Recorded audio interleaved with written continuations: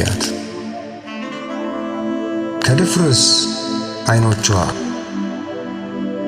አይኖቿ ከፍ ብሎ ወደ ላይ መሃል ግንባሯ ላይ ጽሑፍ ስለሌለ ጠባዩን ለማወቅ ምን ቢከብድም እንኳን እንደሚከተለው እነግራችኋለሁ።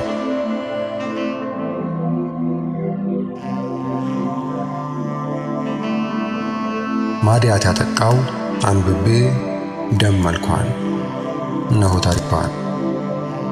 ከዘመናት በፊት ይህችን የቀይ ዳማ ታፍሮ ያስከበራት 3 ባሎች ነበሯት። የቀደመው ባሏ የእግዚአብሔር አበጋዙ ካህን ሰው ነበረ። ለ8 ዘመናት አብሮ ፈቅዷት ኖረ።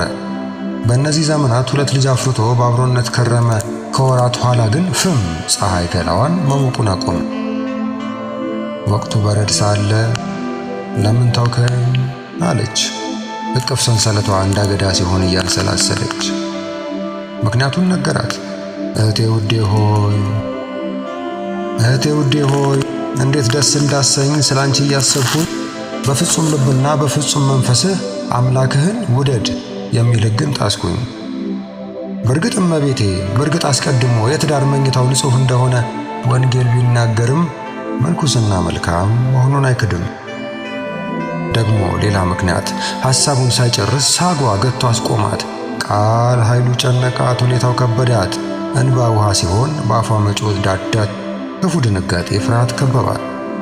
ውላ ያደረችው ከደመና ጎጆ እንደሆነ ገባት።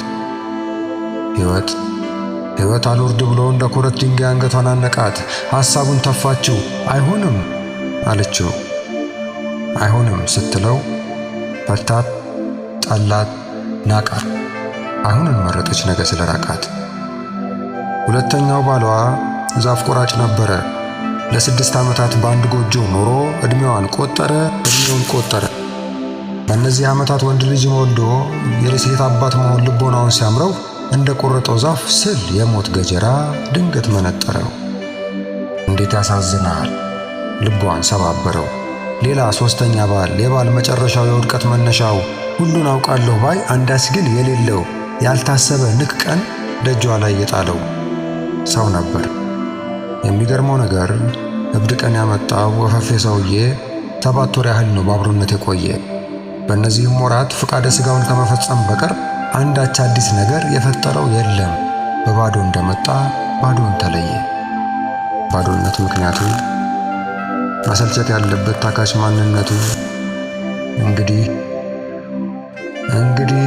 ታይቶ ከጠፋት ሰው ከዚያን ቀን በኋላ ትንከራተት ጀመር፣ ትንከዋለል ጀመር። እሷን የሚጠብቅ ልጆቿን የሚል አገኝ እንደው ብላ። አዎ ከዚህ በኋላ ነው ሱሪ የለበሰ የታጠቀው ሁሉ ወንድ እየመሰላት ከመቤትነቷ ወደ ገረድነት ቁልቁል እየነዳ በቁም የገደላት። አዎ ምልክት ያይደለ፣ በሽታን ያይደለ፣ ከዓይኗ ስር ጉድበታች የመጣችበትን መንገድ አመላካች ምስል የተወላት። አዎ ከዚህ በኋላ ነው። በስተመጨረሻ የዚህችን ሴት ጉዳይ ስናጠቃልለው ይቺን የቀይ ዳማ አሁን ካለችበት ጎትቶ የሚያወጣት ከዕድሜ ምዕራፍ ስጋት ልክ እንደ በፊቱ እንደነበረችው መልካም የሚያደርጋት እሷ ሰውን ሳይሆን ሰው እንዲፈልጋት የሚያስችል መጠቀም ከቻለች 2 ዕድል አላት። 1 የራስ ክብሯን ትታ የአብሯካ ክፋዮች ተጠንቅቃ መያዝ ለማድረግ ማብቃት ተስፋ ይሆናታል።